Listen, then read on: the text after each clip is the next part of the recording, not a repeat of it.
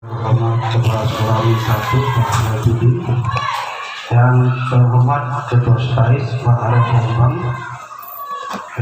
yang terhormat dosen pembimbing S3, mahasiswa KKN STAIS,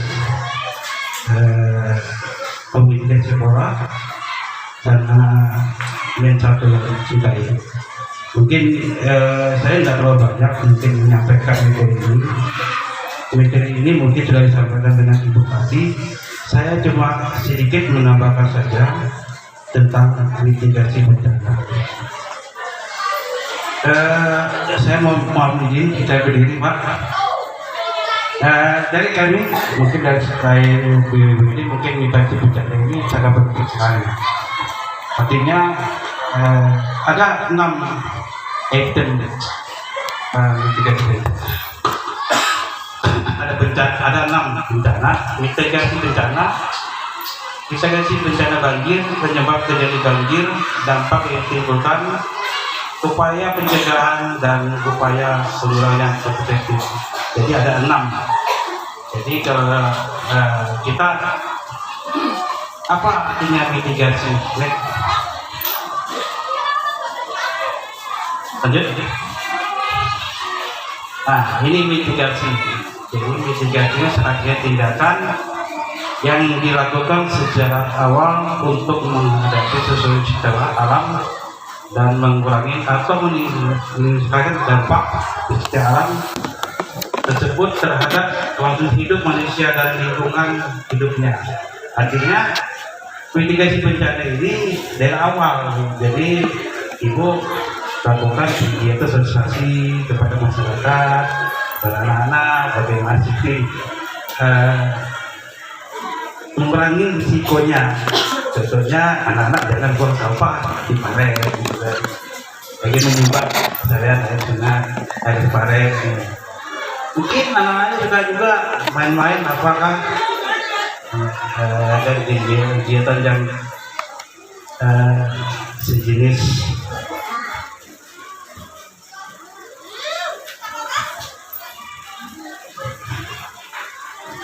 ya jelas artinya motivasi lah mengurangi risikonya bencana itu. Bagaimana kita di rumah, bagaimana kita sadar tentang masalah pengurangan risiko bencana itu di rumah. Nah, mitigasi banjir ini upaya dilakukan untuk mencegah atau mengurangi risiko dari banjir. Artinya ya tetap jadinya sadar dengan kita tujuan kita. Ya, contohnya upaya pencegahannya banjir itu mungkin salah satu adalah membuang sampah tempatnya. Kebanyakan maaf ini Ibu atau Bapak-bapak ini kadang membuang sampah sembarangan saja, gitu kan? Entah di mana taruhnya, jadi itu yang penyebabnya. Yang kedua mungkin membuang saluran air. Kalau ini kita ngapa aja Bu? Banyak rumah-rumah yang tidak ada saluran airnya, sedang mentang-mentang kolongnya rawa, nah itu dibuang di bawah rawa. Jadi itu bisa penyebab akhirnya lama-lama akhirnya menjadi suatu banjir.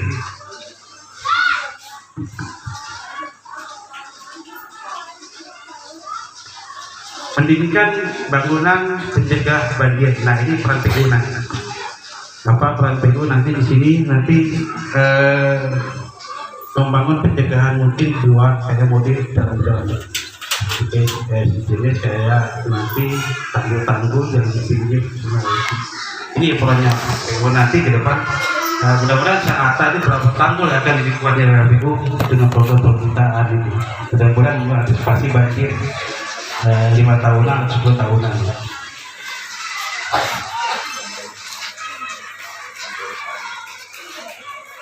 Yang selanjutnya membersihkan dan merawat fasilitasi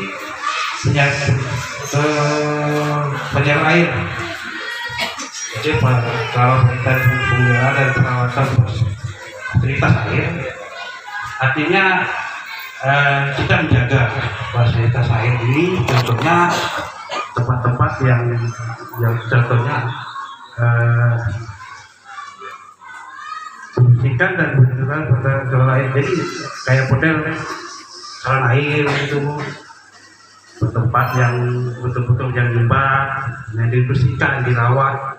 Kalau di pinggir rumah punya aparat ya dirawat gitu. Jadi supaya airnya nggak nyambat, nggak nyumbat gitu. Jadi kegenangan air gitu. Jadi dirawat airnya. Yang selanjutnya menanam pohon berbatang besar di sekitar rumah ini perlu. Kenapa diperlukan? Artinya menanam pohon ini perlu karena ini sebagai mengantisipasi pencegahan dari banjir karena penyerapannya pohon itu lebih bagus. Jadi pohon-pohon yang kayak tumbuhan besar itu batang besar itu ditanam, mungkin kayak mangga, kayak sijil, pohon durian. Kalau memang daerah-daerah yang luas lahannya mungkin bisa tanam itu. Jadi penyerapan airnya lebih cepat dalam proses mengantisipasi banjir. Nah, kita di sekitar kita ada punya nama kawasan terbuka hijau. Ini perlu. Saat ini kan kita banyak bahwa potensi di Sangatta ini punya kawasan hijau itu banyak daerah-daerah yang kurang kawasan hijau ini perlu ditambah kawasan hijau supaya jangan sampai penambahan hutan mungkin ya terlalu banyak jadikan fungsi rumah jadi lupa fungsi alamnya, akhirnya menyebabkan dampak banjir. Perlu kawasan terbuka hijau ini perlu memang. Kalau nanti dari desa ya lingkungan sekolah pun bisa dibuatkan bagaimana kawasan terbuka hijau ini perlu. Jangan jadikan kawasan yang tidak perlu sekali kawasan terbuka hijau ini. Yang selanjutnya pelestarian hutan ini yang sering kita alamin. Ini kadang ya ulah manusia juga, kadang kebutuhan dasar kadang bikin kesimpulan kita di sini. Jadi pelestarian hutan ini penting buat kita. Bapak Ibu mungkin sekitar rumah hubungan masukan atau suatu kegiatan sosial penanaman pohon itu perlu. Mungkin sekolah ini mau kegiatan menanam pohon di daerah-daerah yang kritis hutannya mungkin bisa kegiatan menanam pohon. Yang selanjutnya mungkin membuat lubang biopori. Perlu ini. Ini biopori ini tepat artinya mengantisipasi pencegahan. Lubang biopori ini biasanya untuk bisa juga untuk membuang sampah juga bisa, nanti ya ditutup kembali, jadi pengurangan sampah bisa dipakai.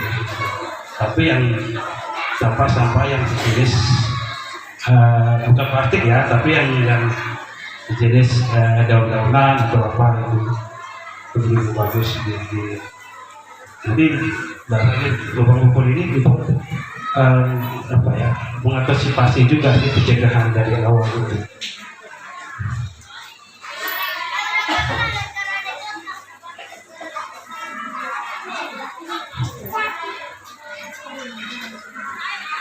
Nah, di sini ada ketika pencegahan telah dilakukan, tetapi bencana banjir tetap terjadi. Apa yang perlu dilakukan? Nah, di situ upaya-upaya pencegahan saat sebelum banjir.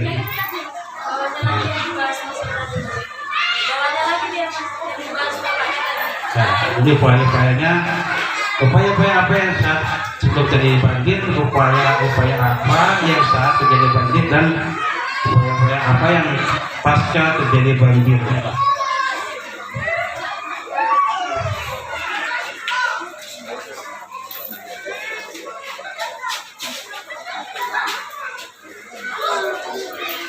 Pengelolaan bencana pada tahap sebelum banjir terjadi.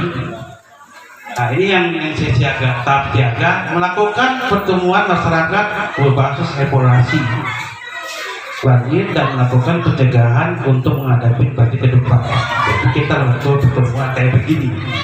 melakukan sosialisasi, kegiatan sosialisasi, kegiatan memberitahukan kepada masyarakat apa yang dilakukan nanti kalau terjadi banjir. Artinya kita membahas evaluasinya bagaimana daerah-daerah di sekitar Cileunyi ini apa yang dilakukan, kegiatan apa gitu untuk caranya untuk mengoperasikan masalah anak-anak kita sekolah nanti. Yang kedua, memberikan pengetahuan dan mengingatkan kesadaran masyarakat.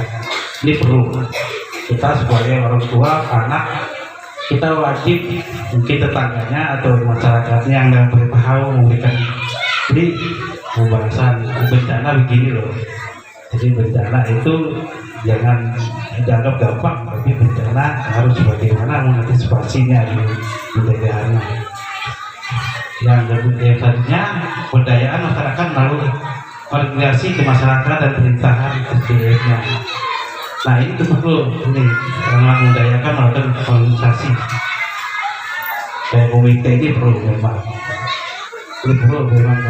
Artinya kita saling memberikan informasi kepada organisasi sosial komite ini sebenarnya bagaimana sih cara mengatasi pencegahan masalah bencana banjir ini.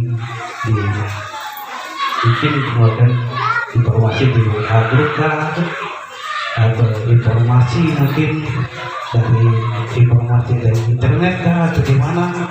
Jadi memberikan atau dari memang dari kesatuan-kesatuan yang berkaitan dengan kebencanaan mungkin bisa organisasi masyarakat ini gitu. Jadi memberikan informasi.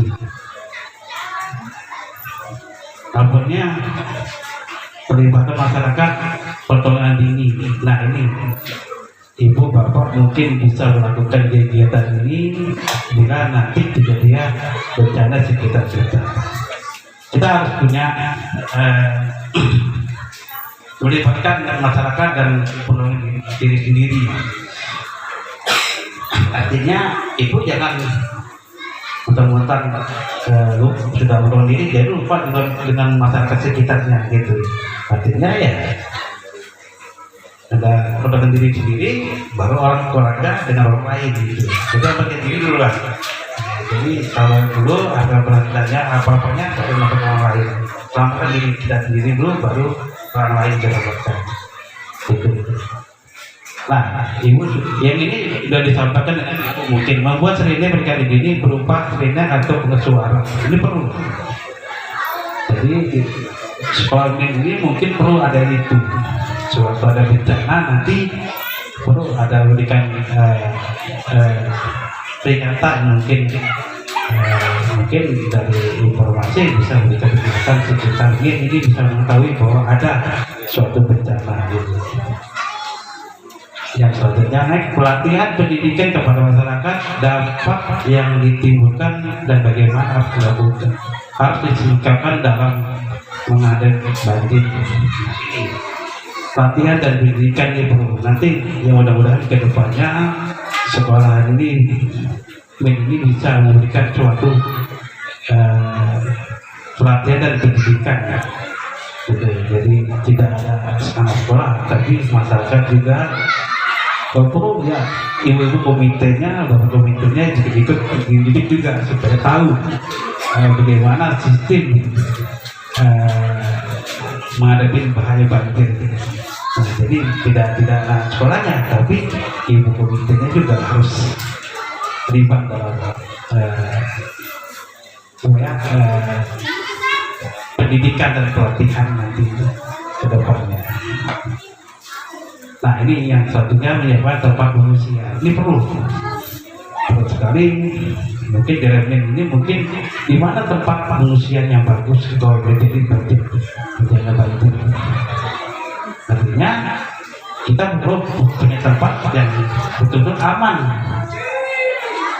Karena dari sini saya lihat mungkin ya maksudnya mungkin di mana yang aman untuk evakuasi pengungsi. Mungkin dari pihak sekolahan atau dari masyarakat sekitar ini bisa melakukan sosialisasi di mana daerah-daerah ini yang posisi lebih tinggi gitu. Jadi untuk pengungsian sementara sebelum pengungsian utama di ditempatkan. Dan selanjutnya menyiapkan proses pengungsian. Nah, membuat dan menyiapkan jalur evakuasi perlu sekali. Kata ibu tadi, perlu kita melakukan simulasi evakuasi dan betul-betul pencarian evakuasi. Ini perlu. Dengan harinya artinya buat dan menanti jalur evakuasi. Ini mungkin sekolah ini dibuatlah jalur evakuasi yang aman. Jadi mungkin dari kelasnya, mulai kelas sampai keluar kelas, ini perlu dibuka jalur evakuasi supaya masyarakat anak-anak itu tahu tempatnya di mana jalurnya yang bisa aman dari terjadi suatu bencana apapun, termasuk banjir. Naik. Nah, ini pengulangan banjir pada tahap sebelum terjadi banjir. Tadi ibu tanyakan tidak membuang sampah sembarangan. Ini yang bikin menyebab banjir. Kemana ibu-ibu kadang banyak bapak, ada ibu juga sekarang sudah melihat taruh aja sini aman aja kan, juga kan, ada juga saya buang air sungai gitu, dari juga orang kan kebanyakan dulu maaf ini, tapi mungkin dari sini mau buang sampah ke sungai kan kejauhan. Nah, ini membuat drainase yang baik, sistem sumur serapan yang terhubung dengan sistem drainase. Jadi mungkin nanti kepada Pak Ibu ini mungkin bisa menjelaskan membuat drainase yang baik bagaimana sistemnya. Mungkin beliau akan menjelaskan sistem drainasenya, sistem sumur serapan itu bagaimana. Membuat tempat penyerapan air bisa dengan lubang berpori. Nah, ini artinya setiap rumah perlu namanya lubang berpori. Tapi jangan sama dengan tinggi paritnya, Bu. Kalau sama tingginya sama aja airnya akan ngalir ke lubang lagi kan. Nah, mungkin misalkan lubang berpori ini jangan dekat dengan parit lah drainasenya, jadi dia penyerapan air ini bisa ke lubang pori. Dan lubang ini juga fungsinya juga untuk bisa menyimpan sampah kayak ke daun-daun atau apa, nanti depannya bisa jadi pupuk. Membersihkan sungai dan sorokan dari sampah dan endapan lumpur. Nah, ini kadang kita lupa. Contohnya bapaknya ibu ini lupa sekali dengan kegiatan namanya gotong royong. Mungkin sudah hilang dari kita ini gotong royong dan sekali.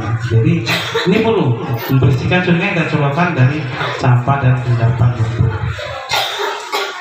Ini jarang sekali yang mesti dilakukan kita. Sudah melupakan zaman mungkin sudah.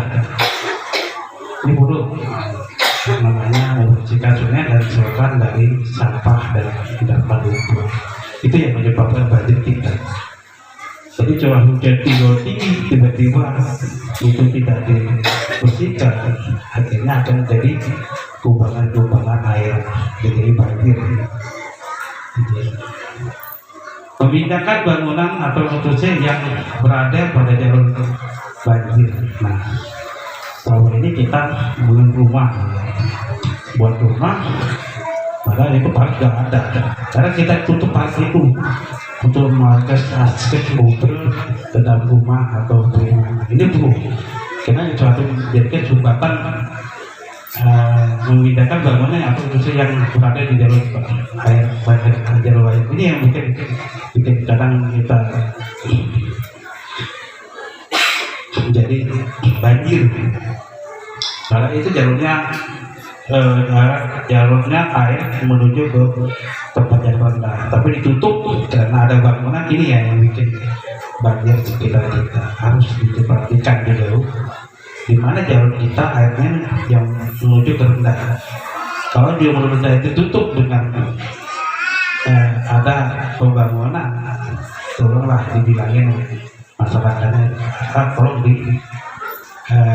dibuka jalan ini supaya tidak ada banjir sekitarnya. Melakukan koordinasi dengan wilayah sekitar, merencanakan tindakan yang diperlukan dalam mengulangi banjir. Nah, ini perlu melakukan koordinasi, sangat perlu diintegrasikan dengan aparat, dengan desa, dengan kecamatan. Bagaimana sih melakukan koordinasi dengan wilayah sekitar untuk mengadakan tindakan pidana supaya pencegahan awal supaya tidak terjadi banjir atau berkaitan dengan mitigasi banjir ini perlu. Ini jangan sangat perlu melakukan koordinasi, ini sangat perlu sekali. Jangan koordinasinya pakai WA, pakai apa, tidak bisa. Kita harus melakukan koordinasi dengan mengumpulkan. Jadi kayak model rapat gitu, ini perlu. Yang mungkin selanjutnya melakukan penghijauan pada era kosong yang dapat mengusir sebuah hutan buatan, itu perlu. Jadi mungkin di sekitar ibu ada lahan yang tidak dipakai, bisa dibuat untuk penghijauan. Itu mengantisipasi pencegahan integrasi bencana. Intinya pencegahan supaya ada area hijau terbuka di sekitar Anda, itu penyerahan juga dari air banjir, itu juga lebih bagus. Baik, selanjutnya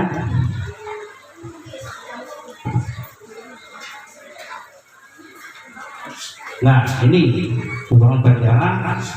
Pengulangan banjir pada tahap banjir terjadi. Melakukan pencarian dan penyelamat ini bukan ibu nanti nyari saya, bu nanti nyari. Nanti intinya kita melakukan namanya koordinasi tetap, bu. Jadi sekitar sini mungkin kalau ada terjadi banjir, ibu harus melakukan koordinasi kita. Minimal dari RT-nya melakukan koordinasi dengan kita, dengan tim satgasnya, melakukan merawat warganya yang terdampak di sekitarnya itu perlu. Karena peran RT sangat penting di sini. Karena RT inilah sebagai tugas hukumnya di sekitar lingkungan itu. Kemudian beberapa warga yang terdampak dari itu. Mengungsi merupakan tindakan penyelamatan dengan cara berpindah ke tempat yang aman dari bencana. Proses utama ini perlu. Makanya nanti kalau memang bahasa dari sini mungkin ada wilayah-wilayah yang tempatnya bisa dijadikan pengungsi, ini perlu disampaikan kepada pihak aparat daerah-daerah mana yang pantas dalam pengungsian, maksudnya tempat pengungsi sementara. Jadi tim pencarian tim SAR ini tidak jauh-jauh, sudah tahu tempatnya untuk pengungsian warga yang sementara sebelum mengungsikan ke tempat lebih aman lagi. Itu sangat prioritas sekali untuk masyarakat sekitarnya. Melakukan koordinasi dan melakukan komunikasi dan koordinasi dengan pihak-pihak terkait. Nah ini perlu, Bu. Bapak Ibu mungkin perlu. Jadi Ibu jangan ragu-ragu, telepon saja atau bagaimana. Lakukan koordinasi, mungkin informasinya dari manapun. Nantinya, Bu, Bapak di sini ada bencana. Entah itu bencana puting beliung kah, angin puting atau bencana longsor atau bencana banjir. Ibu melakukan koordinasi. Kalau kamu tidak bisa, ibu koordinasi dengan RT-nya. Itu mungkin sekitar sini banjir bagaimana, nanti bagaimana ya pihak RT atau bagaimana mungkin koordinasi kepada pihak-pihak terkait. Pendataan terhadap korban. Nah, peran ibu bapak ini sangat penting sih.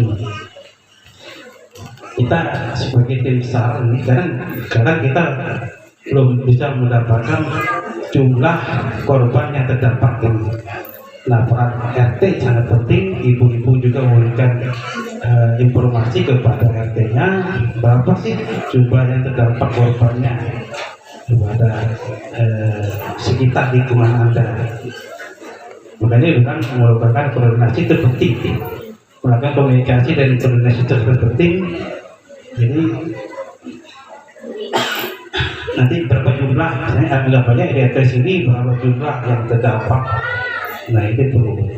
Nanti kita ada berkaitan dengan kesiapan logistik tempat pengungsian, tenaga medis dan bantuan diperlukan. Ini yang diutamakan. Selama ini kita kurang koordinasi, apalagi dengan RT ini kadang juga mau koordinasi sangat perlu. Karena kita perlu pendataan dan korban yang terdampak banjir. Nah, membangun sebuah kelompok dari masyarakat yang bertugas melindungi daerah pemukiman yang tingkat pengungsi. Ini perlu. Kita perlu, ibu juga membuat atau bapak-bapak ini membuat namanya sebuah kelompok. Jadi warganya yang sudah mengungsi ini siapa tugasnya melakukan kegiatan mengamankan sekitar daerah yang terdampak banjir ini perlu. Jadi masyarakat membangun sebuah kelompok dari masyarakat yang bertugas untuk melindungi daerah pemukiman yang telah ditinggal pengungsi. Ini perlu. Mungkin dari pemimpinnya nanti sekitar komite bisa juga seperti itu, atau kelompok-kelompok yang ada yang kayak kelompok warga itu. Kalau tidak bisa dilaksanakan dengan kelompok, bisa melakukan koordinasi dengan aparat-aparat yang ditugaskan. Oke, next. Nah, pengelolaan bencana banjir pada tahap setelah terjadi banjir, melakukan analisis kerusakan dan kebutuhan perbaikan dan tindakan menanggulangi kembali atau terkait. Ini peran kita melakukan analisis kerusakan. Ini kegiatan kita nanti melakukan, tapi ibu-ibu juga bisa membantu atau bantu berapa kerugian ibu-ibu waktu terdapat banjir. Itu perlu. Di sini juga dibantu dengan per RT. Sangat RT juga. Jadi dari ibu-ibu akan melakukan RT berapa sih kerugian dan kebutuhan perbaikan warganya terdampak sesudah terjadinya bencana maupun bencana apapun itu banjir atau bencana apapun harus dilakukan ke RT. RT-nya akan memberikan masukan kepada tim lagi. Pendekatan terhadap organisasi dan lembaga yang dapat membantu perlu. Artinya untuk memperoleh dukungan, bantuan dan upaya pemulihan sangat perlu itu.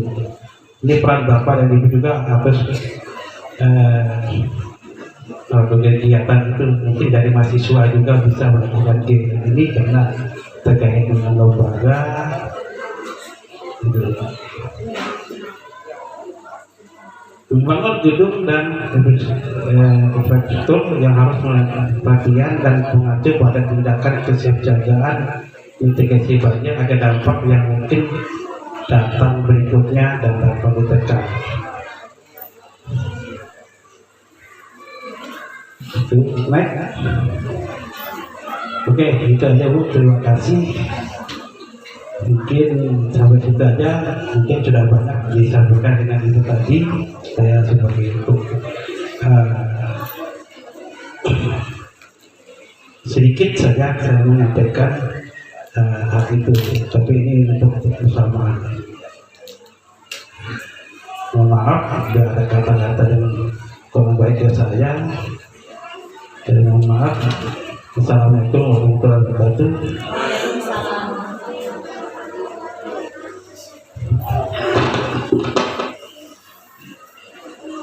Mungkin pihak BPBD ingin memberikan pertanyaan untuk anak murid.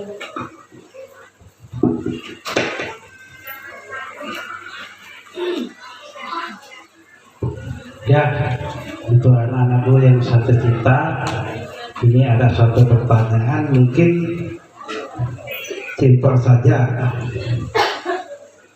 Apa yang dimaksud dengan bencana banjir? Ayo. Ayo yang tahu jawabannya boleh angkat tangan. Angkat tangan. Yang merasa yang angkat, apa yang dimaksud dengan bencana banjir?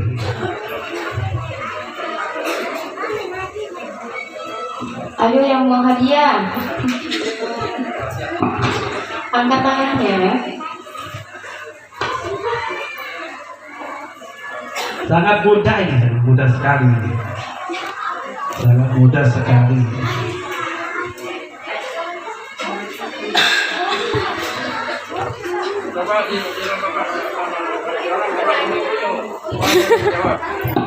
Ayo silakan maju ke dekat. Ya, yang merasa bisa selama di depan.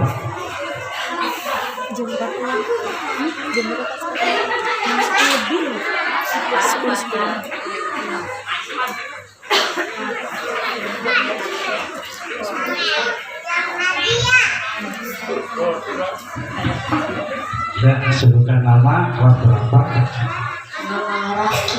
Ya, kelas 4. ya. Apa jawabannya? Jadi disebabkan oleh sampah dan hujan. Belum tepat. Ayo, ini sangat mudah. Apa yang maksudnya nama? Pertanyaannya gini, apakah yang disebut dengan bencana banjir? Ini sangat mudah ya. Sudah tahu. Ayo pikir dulu. Siapa yang bisa? Siapa yang bisa? Ya maju yang bisa. Masih terkait apa yang sudah kita lakukan dan apa yang akan pemerintah lakukan melalui Dinas Pekerjaan Umum Kabupaten Kutai Timur terkait dengan mitigasi bencana pada satuan pendidikan. Untuk mitigasi satuan pendidikan yang sudah disampaikan tadi oleh Ibu Anjani, saya pikir itu sudah sangat tepat apa yang harus dilakukan oleh pihak lembaga sekolah atau pendidikan lainnya dalam menghadapi bencana, baik sebelum maupun sesudah terjadi bencana. Dan juga tadi dari rekan saya BPBD juga sudah sangat detail juga menjelaskan mitigasi SOP mereka seperti apa di awal dan setelahnya seperti apa, dan kita sebagai masyarakat terdampak berbuat apa. Nah, kalau kami dari perspektif mitigasi bencananya adalah yang disampaikan Bu Anjani tadi, pembangunan fisiknya secara keseluruhan, penanganan hulu sampai hilir supaya permasalahan bencana ini tidak terjadi. Jadi PU radahnya ada di situ kita. Nah, dapat kami informasikan sebagai apa? Dengan data yang kita punya, untuk Gang Musola ini masuk dalam penanganan banjir sisi utara. Nah, sisi utara kita itu hulu banjirnya di KPC, di PJ sana. Hilir banjirnya, pembuang hulu hilirnya itu ada di Sungai Kenyamukan. Jadi kalau saya kasih bahasa yang sederhana saja ya, supaya kita bisa sama-sama memahami.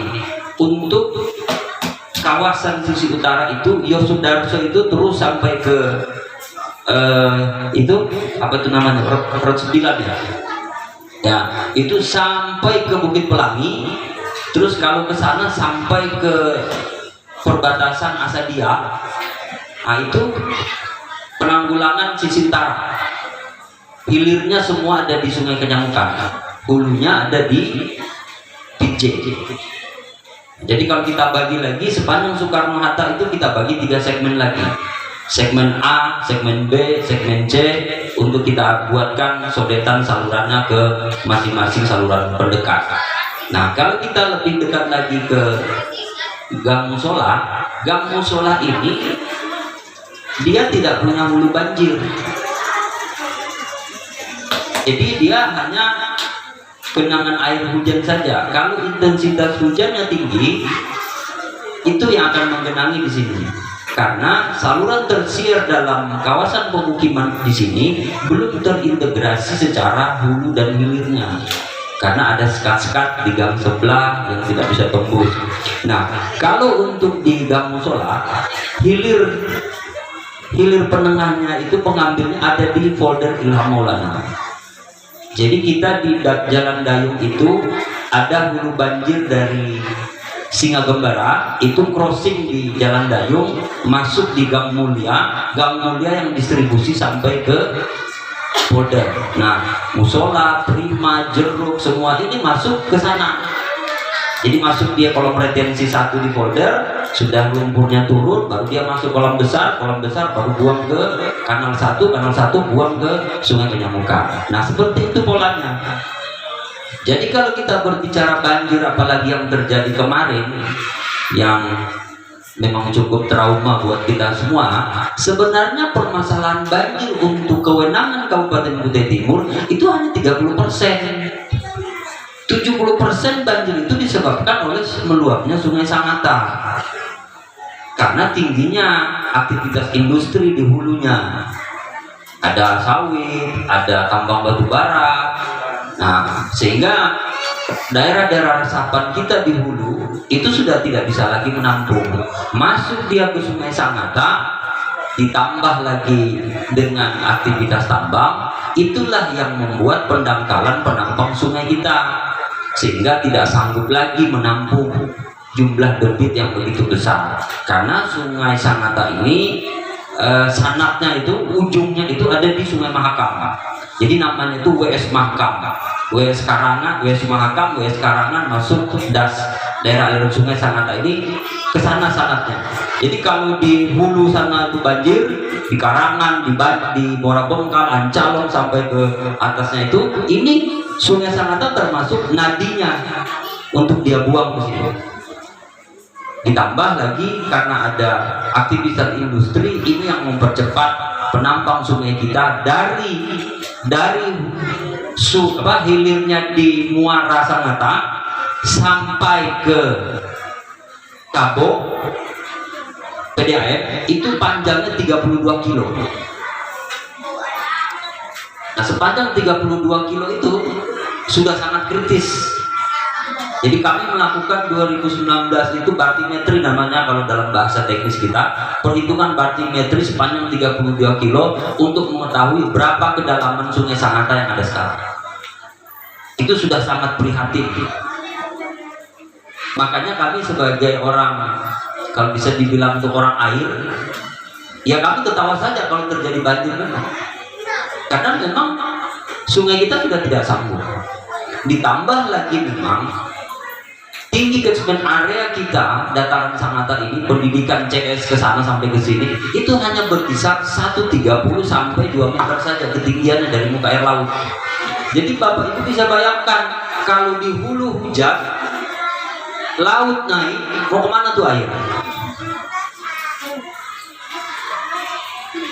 Nah itu kira-kira bayangan seperti itu. Makanya pemerintah Kutai Timur melalui Dinas PU membangun infrastruktur drainase itu untuk penanggulangan banjir.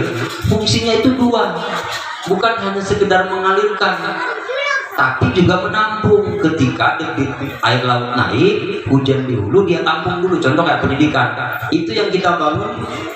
Penampang 4 meter, basahnya loh ya, penampang 4 meter, penampang 3 meter, penampang 2 meter. Dulu orang bilang, ngapain bikin parit sampai 4 meter tuh? Oh berenang. Nah itu kok orang nggak paham begitu. Nah fungsinya menampung. Begitu air laut naik, dia tampung dulu air laut, terus dia buang, tidak menggenangi infrastruktur jalan. Karena memang daya rusak airnya luar biasa. Kita tidur, dia kerja 24 jam. Makanya di PU itu dalam penanganan air itu kita tidak boleh melawan alam. Sehingga PU diamanahkan oleh negara itu mengatur alam. Itu jadi saya sebagai yang mengikuti selama ini terkait masalah air, dan kebetulan itu juga bidangnya kami, ada sedikit bahasa yang saya sering bilang itu ke umum gini loh Bapak Ibu. Kami ini orang air ini kalau nggak ada bencana nggak dicari. Kalau sudah ada bencana baru dicari. Mana orang PU lah. Kalau belum ada bencana kami nggak pernah dicari. Kami sudah merencanakan, sudah menyiapkan ke depan seperti apa, tapi pemangku kebijakan anggaran itu jarang kami dilirik. Aja, nanti aja dulu itu, bangun aja dulu jalan. Tapi sudah banjir baru. Informasi Bapak Ibu, membangun infrastruktur SDA itu mahal. Mahal. Karena belum bisa dirasakan 5 tahun. 5 tahun ke atas baru terasa. Yang mempengaruhi infrastruktur SDA itu 3 Pak, Bapak Ibu. Sosial, ekonomi, budaya. Kalau sosial manusianya sudah ada di situ di atas Damija, daerah bilik jalan atau bantaran sungai, sudah butuh biaya lagi untuk mengangkat dia di situ, mengeluarkan dia. Padahal itu tanah pemerintah, tanahnya sungai.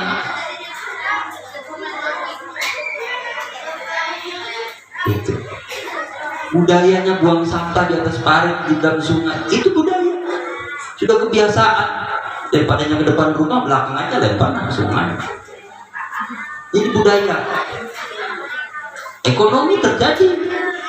Buka warung di situ, ya kalau jualan di situ dan nyaman dan hidup situ. Datang orang pindah bilang ini tanah milik sungai atau tanah milik jalan, aku timpa sih Bang. Nah jadi kalau nggak segera dibangun infrastruktur SDA itu pengairan, dampaknya akan mahal, terutama dari segi anggaran. Sehingga itulah yang membuat selalu kita tertinggal masalah infrastruktur pengendalian banjir. Contoh yang paling nyata adalah Samarinda. Samarinda itu sudah akut, sudah susah. Menyelesaikan masalah banjir itu biayanya besar. Kalau 3 aspek tadi sudah duduk di situ. Tapi ketika mau membangun itu belum ada orang, ujar si di atas, kayaknya aja dulu kan ada orangnya situ, kamu olah paret, tidak ada orang situ.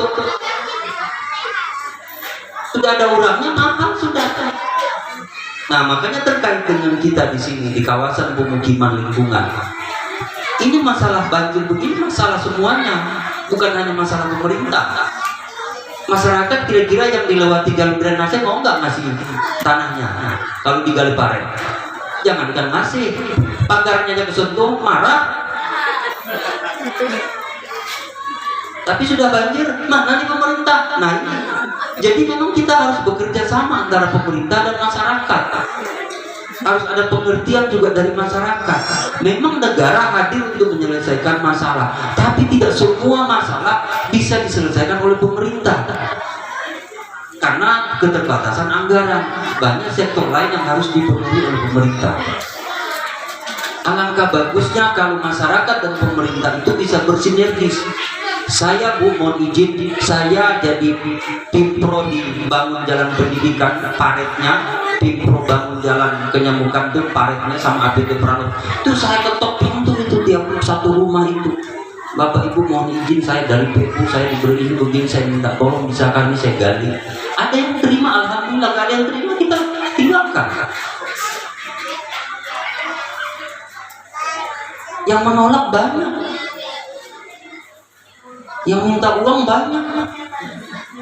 Tuh PT Pranoto itu sudah langganan. Saya pikir Bapak Ibu semua tahu sudah masalahnya kan, banjir terus di situ sampai begitu.